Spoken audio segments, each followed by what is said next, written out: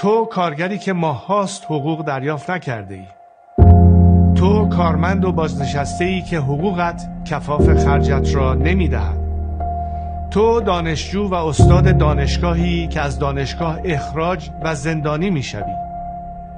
تو نظامی میهندوستی که تضعیف جایگاه نیروی دفاعی کشور به دست سران آلوده، فاسد و جنایتکار آزارت می دهد. تو نیروی پلیسی که جمهوری اسلامی لباست را به لباس سرکوب بدل کرده. تو کنشگر و حافظ محیط زیست که فرسایش هر روزه ایران، نابودی جنگل‌ها و خشک شدن دریاچه‌ها و تالاب‌هایش را به چشم می‌بینی و رنج می‌بری. تو نویسنده و هنرمندی که آزادی و فعالیت بدون سانسور برایت تبدیل به یک رویا شده.